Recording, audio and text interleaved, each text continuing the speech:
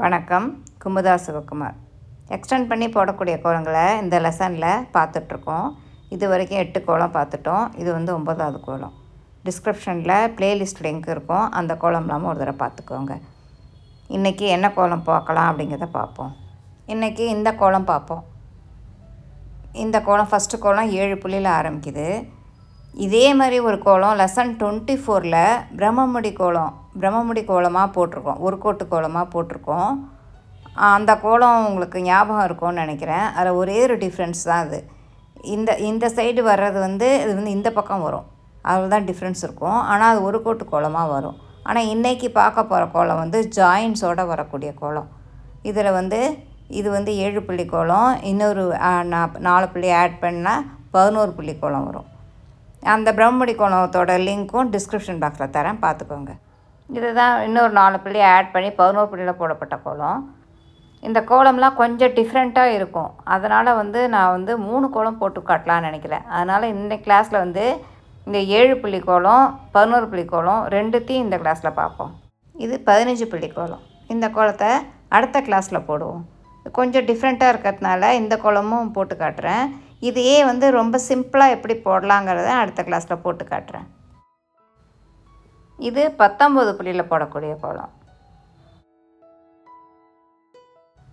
இது 23 புள்ளி கோலம். இதில் இன்னொரு 4 புள்ளி ஆட் பண்ணி இன்னும் அடுத்த கோலங்குள்ளே நீங்கள் போடலாம்.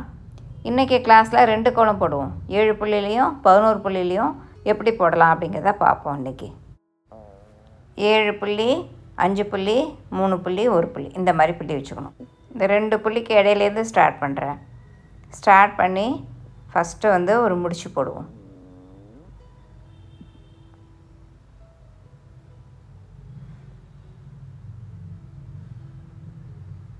இப்போ அந்த பக்கம் போய் இங்கே ஒரு கொக்கி, இந்த முதல் புள்ளியில் போய் சுழிச்சு இங்கே ஒரு முடிச்சு, அப்புறம் அடுத்த சைட் போய் இதே மாதிரி போட வேண்டியதான்.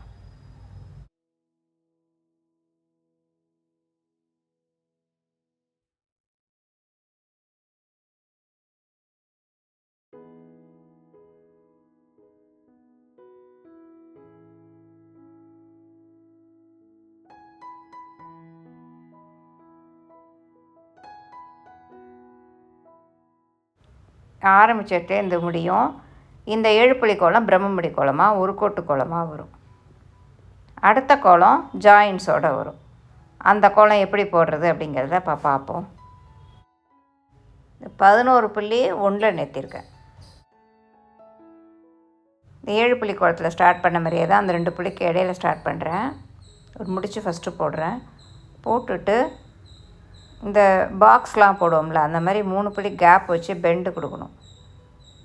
பெண்டு கொடுத்து மேலே வந்து இந்த இடத்துல கொக்கி, இப்போ ஒரு முடிச்சு இதை போட்டுட்டு பக்கத்துலேயே இதே டிசைன் இன்னொன்று போடணும். மேலே சுழிச்சிடணும். இதில் முடிச்சு போட்டு வந்த வழியே திரும்புகிறோம்.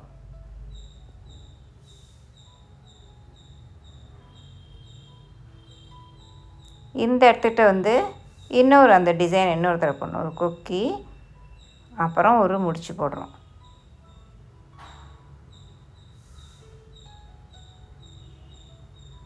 இந்த இதில் முடிச்சு மட்டும் இருக்கும். அந்த கொக்கியை போட்டுட்டு இதை வந்து ஃபினிஷ் பண்ணிடுவோம்.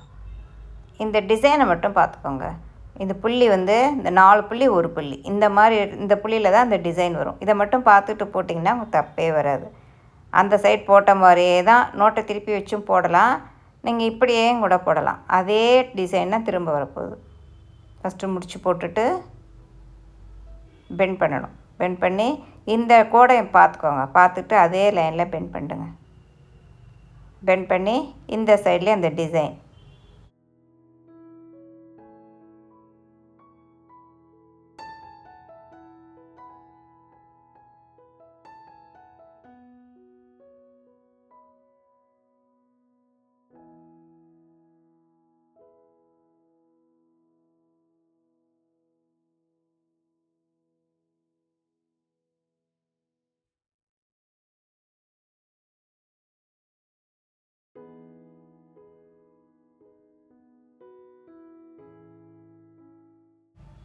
இப்போ உங்களுக்கு புரிஞ்சிருக்கும்னு நினைக்கிறேன். இந்த ஒரு டிசைனில் இந்த 2 இது வருது, 2 வரும். இதுமாரி 2 2 2 4 வரும். மொத்தம் வந்து 8 வந்துடுது. சுற்றி இந்த டிசைன் நம்ம போட்டாச்சு. மீதி இருக்கிற புள்ளியில் தட்டு போட போகிறோம்.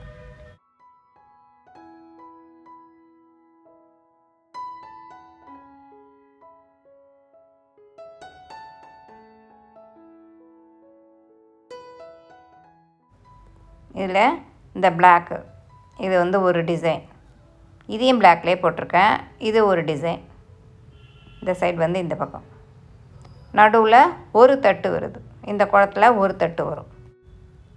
இந்த கோலம் வந்து இதே மாதிரியே போட்டால் தான் ஈஸியாக இருக்கும். இதே மாதிரியே சிம்பிளாக போட்டுடலாம். ஆனால் அடுத்தடுத்த கோலம் போடும்போது கொஞ்சம் டிஃப்ரெண்ட்டாக வரும். அதை வந்து அடுத்த கிளாஸில் அது எப்படி ஈஸியாக போடலாங்கிறத பார்ப்போம். வணக்கம்.